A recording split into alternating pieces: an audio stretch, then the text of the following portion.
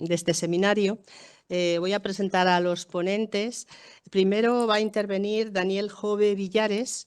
Él es profesor de Derecho Constitucional en la Universidad de Oviedo. Antes fue profesor sustituto e investigador en la Universidad de A Coruña, donde leyó su tesis doctoral con premio extraordinario. Y posteriormente también fue profesor en la Universidad Carlos III de Madrid. Es un especialista en protección de datos y en derechos digitales, y de ahí nuestro interés en que participe en este seminario. Es autor de la monografía La protección de lo sensible, sobre la naturaleza de los datos, ¿no? Y también de numerosos artículos y trabajos sobre protección de datos, derechos digitales y otros temas también. Actualmente forma parte del equipo de investigación del proyecto Los retos de la inteligencia artificial para el Estado social y democrático de derecho. Un especialista, por tanto, en estos temas, que nos va a ilustrar. El tema de tu ponencia es el derecho a la identidad, ¿no? Pornografía e inteligencia artificial. Pues cuando quieras, tienes la palabra. Muchas gracias por la presentación y muchas gracias a la profesora Ana Valero por permitirme participar en esta jornada y, por qué no decirlo, por permitirme volver al Centro de Estudios Políticos y Constitucionales, que fue mi casa durante un año y que para siempre forma parte de mi identidad. Dicho esto, mi ponencia va a tratar sobre el derecho a la identidad, pornografía e inteligencia artificial. La metamorfosis de Kafka nos muestra los efectos que tiene el no reconocernos a nosotros mismos y que los demás no nos reconozcan. Hay en la identidad humana una complejidad que esquiva la racionalización normativa.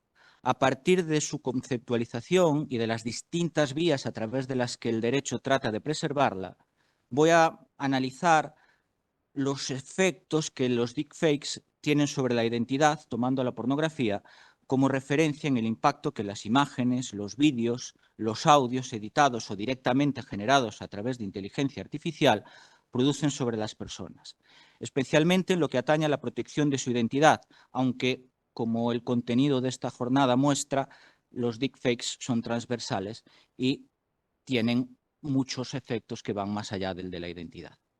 Después de examinar los principales riesgos y peligros, señalaré los instrumentos normativos disponibles para proteger la identidad frente a la persona, la identidad de la persona frente a los deepfakes, y sugeriré algunas posibilidades de acción y mejora. Partamos, pues, de la identidad. Si acudimos al diccionario de la Real Academia y vemos las diversas acepciones de la palabra, observamos que en ella reside cierta dualidad. La identidad puede entenderse como una condición estática e inherente a la persona, como un conjunto de rasgos propios de un individuo que además lo singularizan frente a los demás. Pero también puede concebirse como una realidad dinámica y modulable. La condición humana es cambio y es adaptación, tanto al paso del tiempo como al entorno. Esos factores, junto con otros como la capacidad de raciocinio, hacen que la identidad humana deba entenderse como una realidad fluida. En contra de lo que pudiera pensarse, ambas vertientes de la identidad, la estática y la dinámica, lejos de ser antagónicas, se complementan y completan. Llevando esta reflexión al plano jurídico, podemos decir que la identidad en su vertiente estática conecta directamente con la idea de dignidad personal y con la necesidad de reconocimiento, y esta faceta de la identidad es la que mayor atención y acogida ha tenido en los ordenamientos jurídicos a lo largo de la historia. El reconocimiento de la naturaleza social del ser humano se fundamenta precisamente en ser reconocido. Soy miembro de la comunidad en tanto se me reconoce como tal. De ahí que el nombre sea probablemente la expresión jurídica primaria del derecho a la identidad. El nombre nos hace visibles, nos hace presentes ante los demás. De la mano del nombre viene el yo y vienen los otros. Es el primer elemento de singularización y diferenciación. Si en las relaciones jurídicas el nombre es la premisa básica, la atribución de personalidad jurídica es el elemento cualitativo que produce un efecto multiplicador. Con el reconocimiento de la personalidad jurídica, la persona se convierte en sujeto de derechos y obligaciones, y con ello se materializa y toma trascendencia lo que el nombre insinúa, esto es, que la persona forma parte de una comunidad política y que en esa comunidad jurídica y política lo reconoce como un igual. Como bien sabemos, pero dados los tiempos que corren, no está de más recordarlo, la condición de ciudadano como sujeto igual viene de la mano de la Revolución Liberal, pero se han precisado siglos de lucha para que su consolidación se dé y aún sigue siendo necesario luchar. No es casualidad que la Declaración de Derechos Humanos, en su artículo 6, proclame que todo ser humano tiene derecho en todas partes al reconocimiento de su personalidad jurídica. Atribuir personalidad jurídica a una persona significa reconocerle su identidad como sujeto de derechos y obligaciones. Hacer de ese reconocimiento un derecho para la persona y una obligación para los demás es el propósito del concepto jurídico de dignidad, mediante el que se anuda el reconocimiento a la condición de ser humano. Esta vertiente estática es muy relevante y muy útil para las personas porque les permite interactuar y formar parte de la sociedad y les habilita a ejercitar sus derechos, pero también para los poderes públicos, a los que les permite conocer y singularizar a quienes están sujetos a su jurisdicción, facilitándoles con ello el ejercicio de los derechos, pero también imponiéndoles obligaciones y atribuyéndoles responsabilidades. Esta funcionalidad ha propiciado que la identificación de la persona sea una de las facetas de la identidad a la que más atención se le ha prestado desde el punto de vista de los poderes públicos. Y es lógico que sea así. La efectividad del derecho depende en buena medida de su aplicabilidad. Y ese cometido, identificar a la persona, es fundamental, porque si no, ¿cómo le atribuimos responsabilidad? Sin embargo, la identificación no abarca todos los elementos de la identidad, ni mucho menos. No puede hacerlo, porque como he señalado, la identidad o en ella anida un componente dinámico y evolutivo que confronta precisamente con la idea de seguridad y certeza que la identificación necesita. Necesita asideros para poder identificar. Consecuentemente, la identificación, ¿sobre qué elementos se proyecta? Sobre aquellos de la identidad que son más resistentes al cambio, aunque, ojo, no quiere decir que sean inmunes a él y, de hecho, cambian y se van alterando. ¿Cuáles pueden ser? El nombre, la huella dactilar, el género, la firma, que se funda en una presunción de permanencia, aunque, como los anteriores, puede cambiar, incluso nuestra propia imagen externa, aunque necesita actualización cada cierto tiempo. Son ejemplos característicos de cómo hay ciertos elementos de la identidad que tienen cierta permanencia en el tiempo y que tienen además una conexión con la persona física que le permiten a los poderes públicos el atribuir derechos y obligaciones a la ciudadanía. Si la vertiente estática de la identidad tiene unas funcionalidades evidentes y una conexión directa con la noción de reconocimiento, ¿qué ocurre con esa vertiente dinámica de la que hablaba? ¿Qué ocurre con esos rasgos de la identidad que cambian o pueden cambiar y evolucionar a lo largo del tiempo? La faceta de la identidad ya no puede o ya no debemos, como identidad dinámica, ya no podemos engarzarla exclusivamente en el reconocimiento, pero sí podemos conectarla con el libre desarrollo de la personalidad y particularmente con el principio de autonomía, entendido como capacidad de autodeterminación, cuestión sobre la que, por cierto, Octavio Salazar publicó recientemente un artículo respecto de cómo lo está recogiendo la jurisprudencia del Tribunal Constitucional.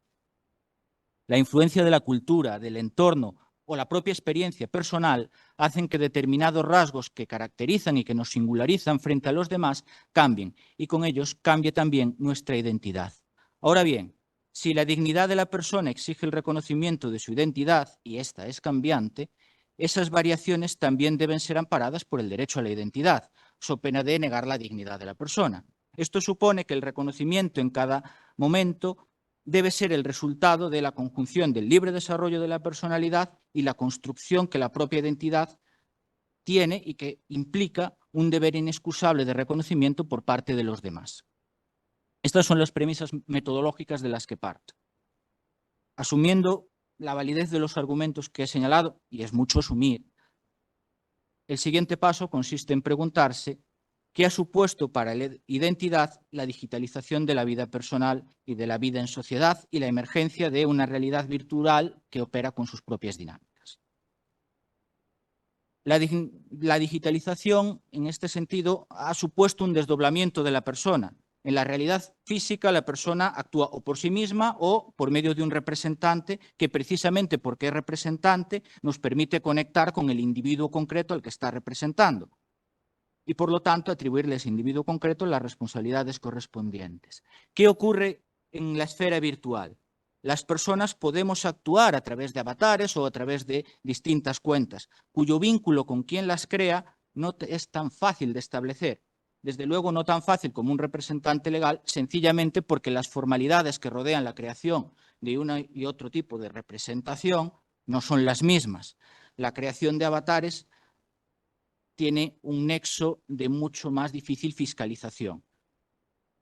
Y esto hace que esa dimensión de la identidad que conectaba con la identificación y que en el ámbito físico está mucho más trabajado y mucho más arreglado, en el universo digital se resquebraje. De ahí que no resulte extraño que uno de los ámbitos donde más se está trabajando sea precisamente en la construcción de la identidad digital y especialmente en la construcción de mecanismos de identificación digital. La muestra más notable es el Reglamento Europeo 2024-1183 de Identidad Digital Europea. Dicho esto, y además si nos vamos a la actualidad, estos días con la celebración del Foro de Davos y con la victoria del dúo Trump-Musk, la cuestión de la identificación en la red está tomando un nuevo vigor, exacerbándose el interés precisamente por hacer menos sencillo el pseudonimato en la red. Y digo pseudonimato y no anonimato porque el anonimato en la red, al menos el absoluto, es muy raro y muy infrecuente y además requeriría irnos a la red profunda y operar fuera del radar y del foro público. En el foro público lo que hay es pseudonimato, hay pseudonimización. Y la pseudonimización lo que nos permite es que los terceros no puedan conectar directamente a ese avatar o esa cuenta con la persona que hay detrás. E incluyo dentro de esos terceros a los poderes públicos, salvo que lo autorice un juez. Desde el punto de vista de la identidad como derecho, la identificación en la red de la persona que está detrás de la cuenta o del avatar plantea un escenario jurídicamente complejo. La red es el reino del dinamismo, de la evolución, de lo líquido. En ella los elementos estáticos, las certezas físicas sobre las que se construye la identificación desaparecen. Entonces, ¿qué hacemos? Podríamos optar por una solución de máximos. Nada de avatares, nada de cuentas con seudónimos. La transparencia ha de ser plena y absoluta. En todo momento ha de hacerse visible la identidad de la persona que está detrás.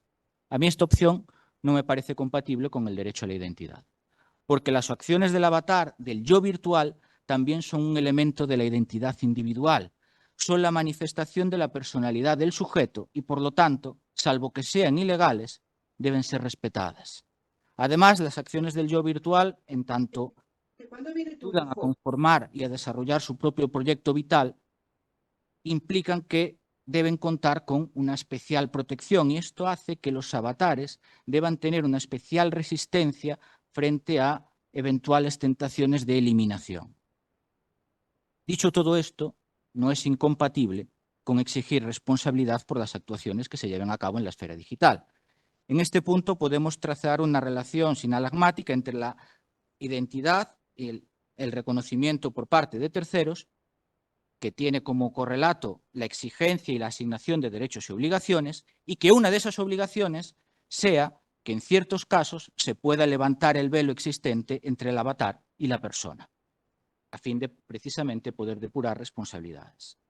Y aunque sea una operación que es necesario permitir, no deja de ser una injerencia en el derecho a la identidad y, por lo tanto, ha de hacerse con las máximas garantías y con la debida contención, ya que si actuar con ese seudónimo forma parte de los rasgos de la identidad, romper el seudónimo puede suponer hacer añicos una parte de la construcción de la personalidad, aquella que se está llevando a cabo en la red y que, precisamente por el propio contexto de la red, puede hacer que muchas personas puedan comportarse de una manera distinta en esa red de lo que hacen en la vida real, porque los condicionantes son otros. La construcción personal en uno y otro ámbito cambia.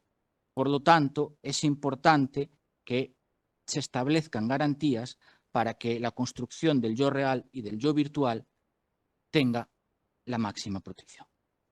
Se me dirá con razón que esto puede utilizarse como una excusa y como una herramienta para el delito y el engaño, aprovechar ese pseudonimato para no someterse a las leyes. Es verdad, pero interesa recordar que tanto la creación de personalidades digitales como la aplicación del pseudonimato ha de estar siempre condicionada a la no realización de prácticas prohibidas. Mientras se opere en el marco de lo jurídicamente admisible, el pseudonimato es una garantía del libre desarrollo de la personalidad en la red y, por lo tanto, debe preservarse. Acerquémonos ahora al concepto de deepfakes.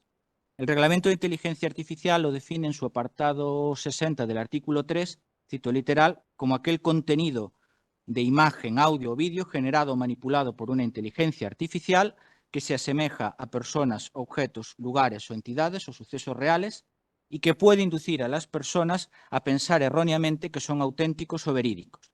Por cierto, en la versión en español del Reglamento de Inteligencia Artificial se ha traducido deepfake como ultrasuplantación. Hoy, a efectos de la jornada, seguiré utilizando deepfakes, pero tengo que decir que ultrasuplantación me parece un término mucho más sugestivo y mucho más sonoro y vale la pena integrarlo. Dicho esto, los intentos de manipulación han existido siempre. Lo que ha cambiado son las herramientas que ahora se utilizan. La inteligencia artificial, que además, por su sofisticación y capacidad de mejora constante, hace que cada vez sea más refinado y más difícil distinguir lo que es realidad de lo que es ficción. Como puede deducirse, si el derecho a la identidad incluye el derecho a ser percibido por los demás como quien se es, los deepfakes suponen un ataque directo a la identidad de las personas que aparecen en ellos. Además, dependiendo del contenido del deepfake, puede producirse una vulneración del derecho al honor, incluso dependiendo del soporte, del derecho a la propia imagen o del derecho a la intimidad. La valoración de esas afectaciones ya dependerá de cada caso concreto. Ahora, lo que sí está claro es que el derecho a la identidad, en todo caso, va a verse impactado por la generación de un deepfake. La proyección externa del individuo y cómo los demás lo reconocen va a verse vulnerado. Cuestión distinta es que esa injerencia en el derecho a la identidad no siempre va a tener o requerir de un reproche jurídico. Después diré por qué. En todo caso, dado que las estadísticas indican que el 95% de los deepfakes generados tienen un componente sexual o pornográfico, es altamente probable que esos otros derechos a la imagen, al honor, acaben siendo necesarios o necesitados de protección, además de la identidad, por supuesto. Y ese vínculo entre el deepfake y la pornografía se remonta incluso al propio origen del término deepfake, porque no es casualidad que uno de los primeros usos del término conecte con el nick de un usuario que adoptó precisamente deepfake para publicar vídeos generados con inteligencia artificial donde mujeres famosas simulaban o se simulaba que mantenían relaciones sexuales. Ahora bien, ¿qué ocurriría si el deepfake no está creado a partir de personas reales? Sino que es la representación generada por un sistema de inteligencia artificial a partir de la imagen y de la idea que tiene el propio sistema de inteligencia artificial de lo que es una persona, pero no representa a nadie específico, a nadie real. No es una opción habitual por ahora, pero puede llegar a serlo, porque al final la tecnología es la misma, cambia la base de información. Este tipo de deepfakes siguen siendo problemáticos porque, por ejemplo, pueden utilizarse para alterar un proceso democrático. Un ejemplo. Imaginemos que queremos exacerbar las pulsiones nacionalistas. Hacemos un vídeo en el que migrantes cometen algún tipo de irregularidad y lo lanzamos. Automáticamente estamos alterando el normal funcionamiento del sistema democrático y además los deepfakes aquí nos van a operar como una estrategia de poder. Llegados a este punto, cabe preguntarse si un deepfake en el que no aparece una persona física afecta también a la identidad. Mi respuesta es que sí, o al menos tiendo a pensar que sí. Como he dicho al principio, en la identidad hay un componente dinámico que se ve afectado por factores culturales, contextuales, socioeconómicos, ambientales, históricos. Los sistemas de inteligencia artificial aprenden y se entrenan analizando ese tipo de datos, porque si quieren ser realistas los necesitan, del mismo modo que nosotros como seres humanos necesitamos el contexto para poder ser realmente humanos. Por lo tanto, la inteligencia artificial también va a tomar esa información. En este sentido, podríamos decir que del mismo modo que la creación artística es un reflejo de la identidad de quien la realiza, esa creación, sea producto del ingenio humano, sea resultado de un algoritmo, tiene la capacidad, o al menos el potencial, para afectar a la construcción de la identidad. Cuestión distinta, de nuevo, es si esa incidencia de los factores contextuales ha de tener trascendencia jurídica o no, o dependerá del caso. La profesora Valero me corregirá, pero entiendo que la pornografía deepfake, ya sea creada a partir de personas reales, ya basada en personificaciones hechas mediante inteligencia artificial, conserva esa capacidad para condicionar la percepción de la sexualidad, especialmente en el caso de los más jóvenes. Si la pornografía mainstream distorsiona la realidad de las relaciones personales y del sexo, la pornografía generada mediante inteligencia artificial puede extremar esta situación, pues en ella desaparecen las limitaciones que la práctica sexual interpersonal tiene, quedando la imaginación como única y última frontera, con los peligros que ello supone. Es cierto que cuando todo el contenido sea creado mediante inteligencia artificial, quizá no deba hablarse de deepfake, aunque yo creo que sí, al menos en aquellos supuestos en los que se busque una asimilación con la realidad. En todo caso, el riesgo existe y los efectos pueden ser demoledores, especialmente para las mujeres víctimas preferentes en el empleo de los deepfake pornográficos. Sobre este punto no me extenderé porque entiendo que la profesora Queralt va a ser el tema que trate en su ponencia y además sabe mucho más que yo y hay que ser coherentes con la sabiduría de quien la tiene. Por otra parte, permitidme una pequeña digresión y apuntar un futuro quizá distópico o quizá no muy lejano, ya se verá. Decía que las imágenes y los vídeos pornográficos que sean producto exclusivo de la inteligencia artificial tienen como única frontera o como última frontera la imaginación. Esto ya tiene sus problemas. Ahora imaginémonos que a esos vídeos generados mediante inteligencia artificial los combinamos con neurotecnologías que permitan añadir a las imágenes elementos sensoriales vinculados a la práctica sexual, que van más allá de la propia visión.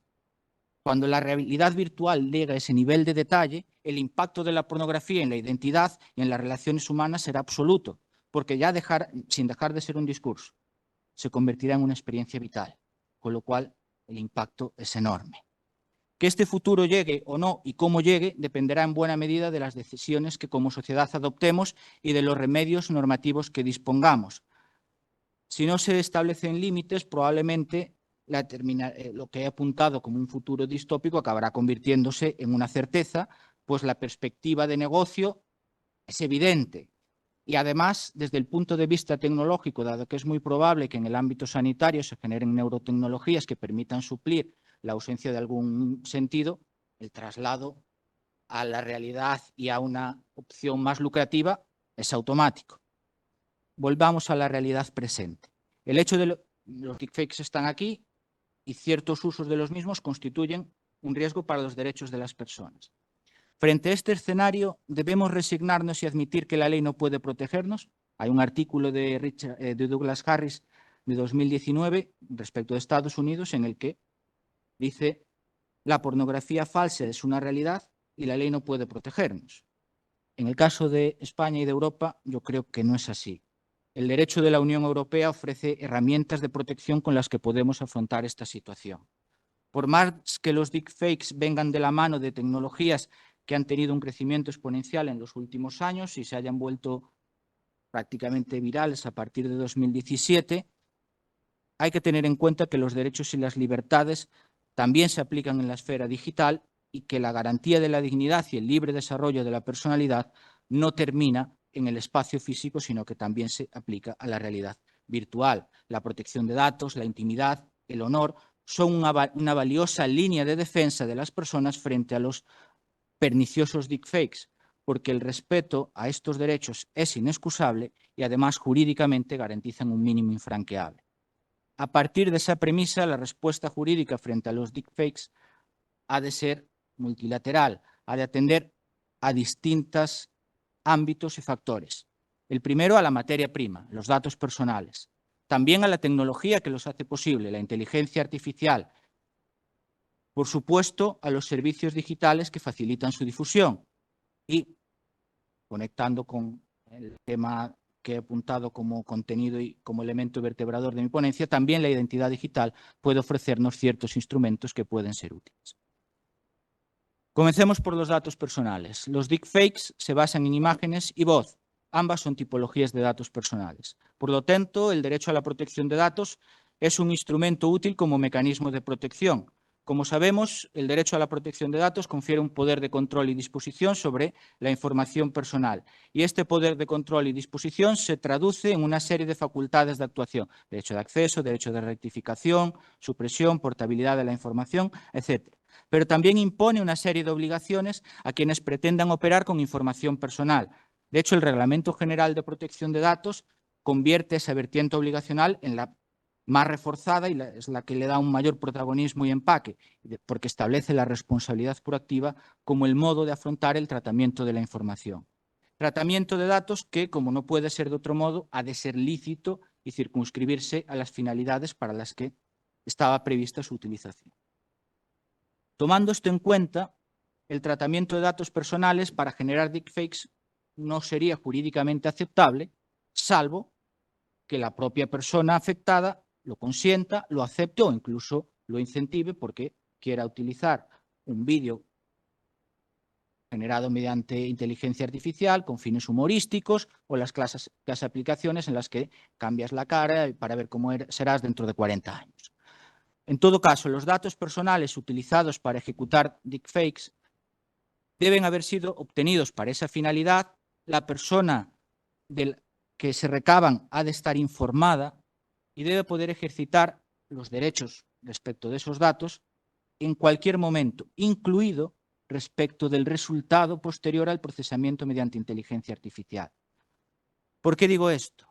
Porque puede que el deepfake represente una realidad que no se compadece con la que es en la práctica, pero si la información generada por contenido, finalidad o efecto se puede conectar con una persona física identificada o identificable, será un dato personal y, por lo tanto, se pueden ejercer el poder de control y disposición. Y esta es una vía de acción que tiende a olvidarse y creo que sería bastante útil y que se podría aprovechar. Aquellos deepfakes que no cumplan con la normativa de protección de datos van a ser ilícitos, tanto porque no está justificado su acceso como porque no están limitándose a la finalidad para la que se recabó esa información.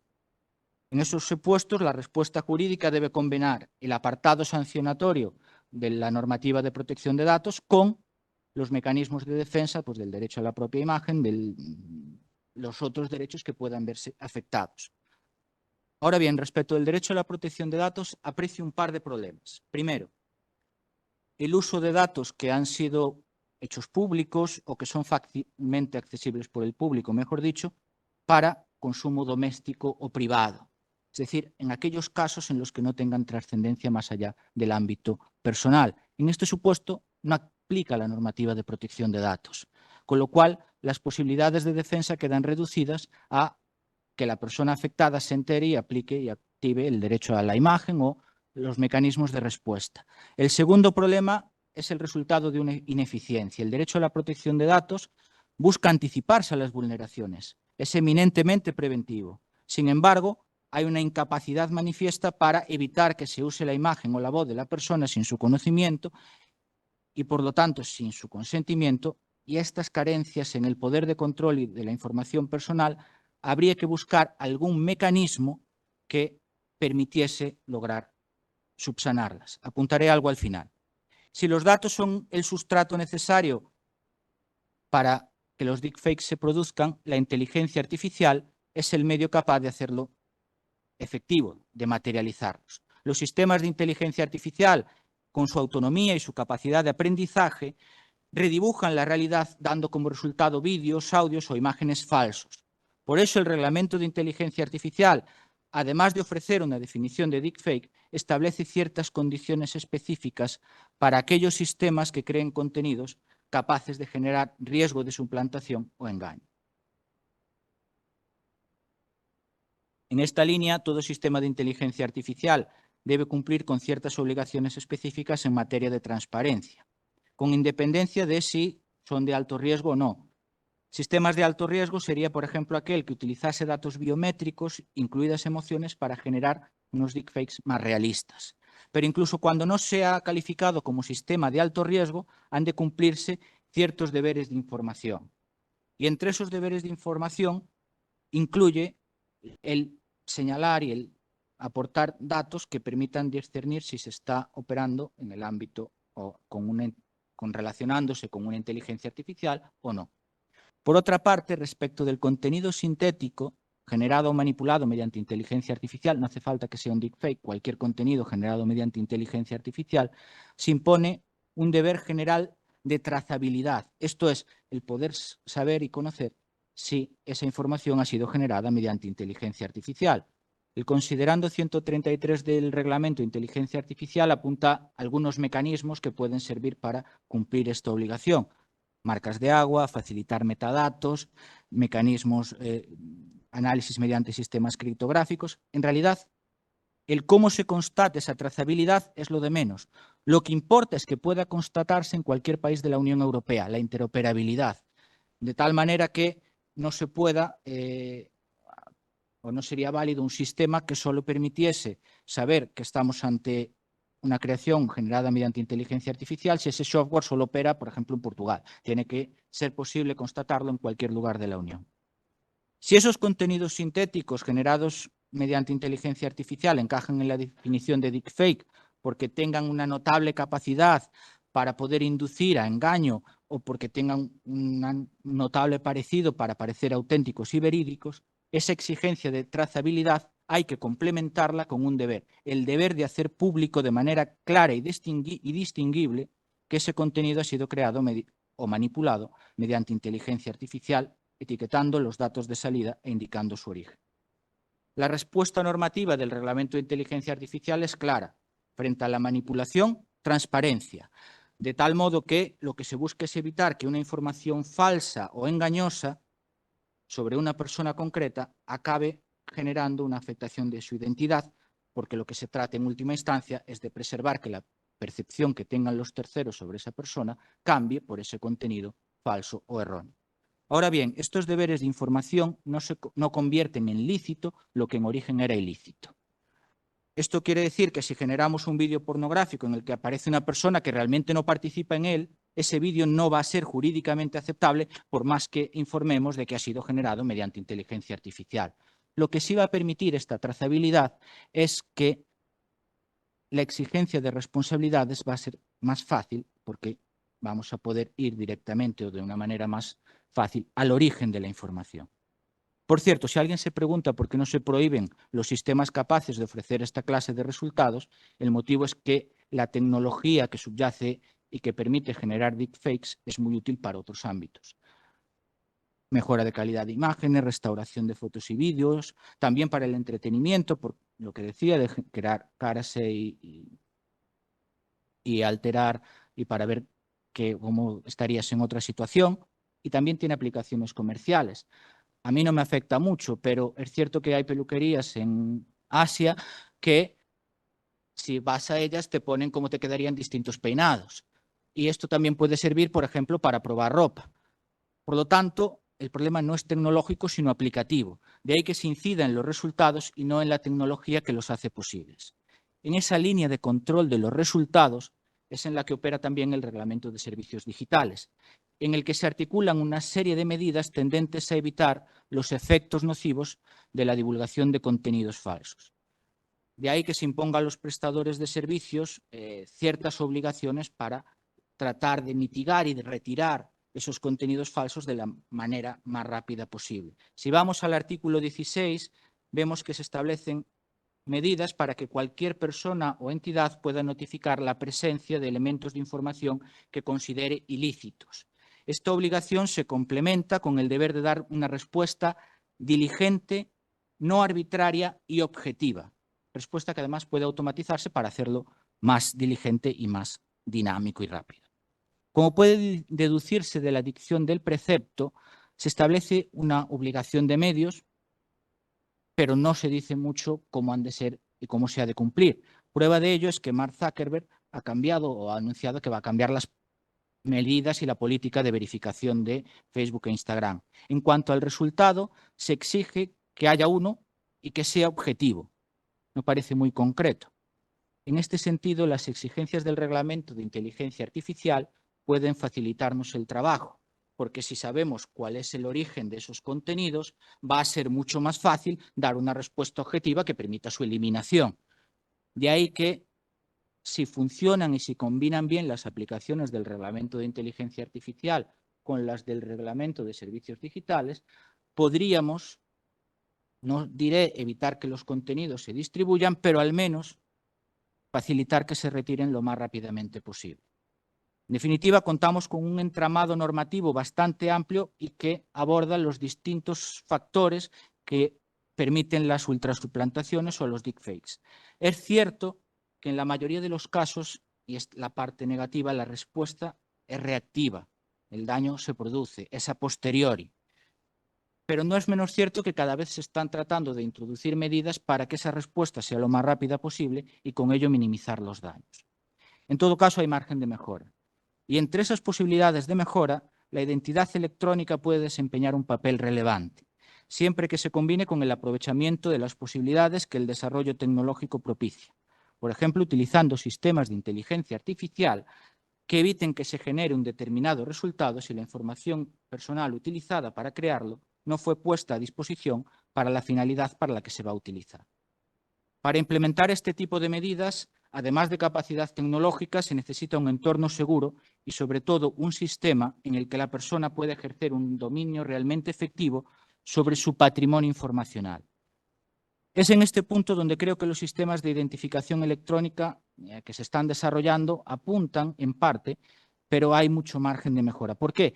Porque sí, se están creando unas carteras digitales en las que se está acumulando bastante información personal, pero se está acumulando información personal que es administrativamente relevante. No se está acumulando todo el patrimonio de datos que son precisamente los que alimentan las deepfakes, las imágenes, los audios. Y, por lo tanto, ahí tenemos un salto que hay que ver cómo articulamos. ¿Cómo se podría hacer? Pues yo había pensado generar y vincular esa identidad digital todo el patrimonio informacional, de manera que, primero, esa identidad digital estableciese unas autorizaciones generales que se pudiesen contrastar de manera automática cada vez que alguien quisiese utilizar esa información, sin que la persona tuviese que estar constantemente autorizando, doy permiso para esta finalidad, y estos son mis datos, mi patrimonio. Soy una inteligencia artificial, voy, miro, ¿puedo utilizar esta información? Sí, la uso para esta finalidad. No puedo, no la uso. Y en todo caso, dejar también un canal para posibles usos alternativos que no estén dentro de ese margen de autorización y respecto de ellos ya sería la persona la que decida. Esto es una propuesta, es una idea que tengo que terminar de asentar, sobre todo porque en la parte técnica tiene muchos problemas. Para empezar, por materia de ciberseguridad, porque cuando acumulamos toda la información en un único entorno, pues hay un riesgo bastante elevado. Poner todos los huevos en la misma cesta nunca es bueno. El segundo problema es cómo aseguramos que la información que se recibe es la adecuada y que, por lo tanto, la persona cuando acepta un determinado uso fuera de los ya previamente autorizados lo está haciendo de manera consciente y sabiendo para lo que se va a generar. Y el tercero es una cuestión de gestión del tiempo que dependerá sobre todo de la tecnología con la que se implemente, porque habrá personas que nunca o que muy pocas veces tengan que acudir a autorizar usos no previstos, pero habrá otras, estoy pensando en personajes públicos, que pueden tener un alivio constante de reclamación de datos. Aquí hay que ver lo que la tecnología permite y cómo afinarlo. En todo caso, creo que es un buen sistema, entre otras cosas, porque nos permitiría tener un registro detallado de quiénes acceden a nuestra información, para qué han utilizado los datos, y tener esta información siempre es útil, entre otras cosas porque puede hacer que quienes acudan a recabar esa información se tienten mucho más al hacerlo, porque si queda registrado para qué vas a utilizar la información, es más fácil después imponer sanciones. En todo caso, es una propuesta adicional. Lo que quería señalar sobre todo es que hay una base normativa adecuada, cuestión distinta es que hay que desarrollarla, hay que perfeccionarla y a partir de ahí ir creando. Creo que eso es lo que se va a hacer en el resto de mesas, por lo que, y incluso en esta parte de Argelia quizá. Así que nada más. Muchas gracias.